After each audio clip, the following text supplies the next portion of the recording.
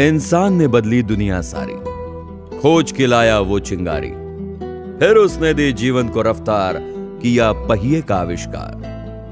पेट भरने को खेतों में अनाज उगाया, इस तरह इंसान ने अपना जीवन समृद्ध बनाया। उसके बाद इंसान ने और भी कई खोजें की। उन्हीं क्रांतिकारी खोजों में से एक है बिजली, जिसने हमारे जीने का अंदाज ही बदल दिया।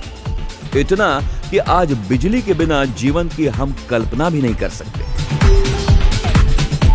लेकिन क्या आप जानते हैं कि आज भी हमारे देश की आबादी का एक बड़ा हिस्सा बिजली के उपयोग से वंचित है और इसका सीधा असर हमारे देश की तरक्की पर हो रहा है।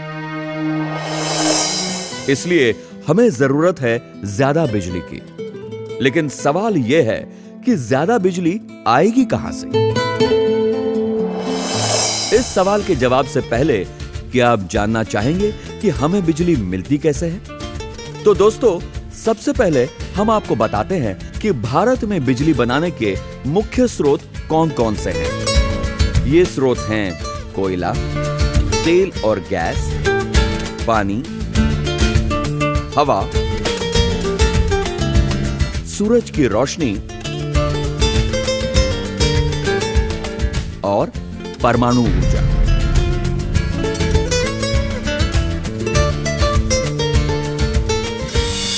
जैसा कि आप जानते होंगे, भारत में सबसे ज्यादा बिजली कोयले से बनती है। लेकिन एक जीवाश्म ईंधन होने के कारण इससे लंबे समय तक के लिए बिजली नहीं बनाई जा सकती। साथ ही साथ इससे बिजली बनाने में वातावरण पर प्रतिकूल प्रभाव पड़ता है। इसलिए हमें बिजली के दूसरे स्रोतों के बारे में सोचना होगा। तो आइए अब बात करें हमारे दूसरे स्रोत पानी की। हमारे देश में बिजली बनाने के लिए इस्तेमाल होने वाला पानी नदियों से आता है और नदियां सीमित होने के कारण यह स्रोत भी सीमित है। इतना ही नहीं, पानी से बिजली बनाते वक्त बहुत बड़े पैमाने पर लोगों के विस्थापन की समस्या भी खड़ी हो जाती है। इसलिए पानी से भी बहुत ज्यादा मात्रा में बिजली नहीं बनाई जा सकती। तो दोस्तों, कोयले और पानी से बिजली बनाने में क्या क्या समस्याएं आती हैं, ये तो हमने देख लिया।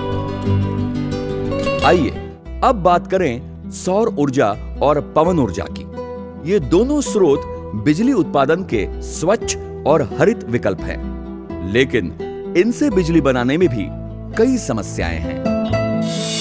अगर हम सौर ऊर्जा की बात करें तो इससे बड़े पैमाने पर बिजली बनाने के लिए हमें बहुत ज्यादा रिक्त स्थान की जरूरत होगी और यह बिजली बहुत महंगी भी है।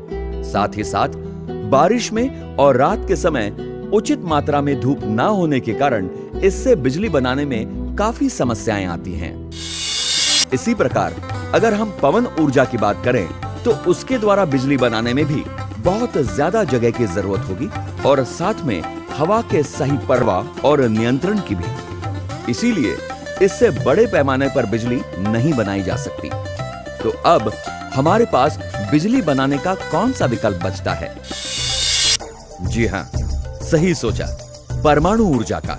क्योंकि इससे बिजली बनाने के लिए हमारे देश में प्रचुर मात्रा में संसाधन उपलब्ध हैं। दूसरे, इससे बिजली बनाने में वातावरण को कोई नुकसान भी नहीं पहुंचता। और तो और इससे बनने वाली बिजली शुद्ध, सुरक्षित, हरित और किफायती होती है।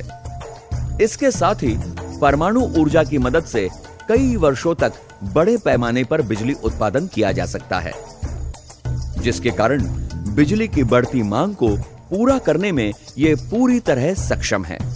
तो आइए हम सब मिलकर बिजली के इस स्वच्छ, सुरक्षित और किफायती स्रोत का स्वागत करें ताकि हमारा देश एक सुनहरे भविष्य की ओर बढ़ सके।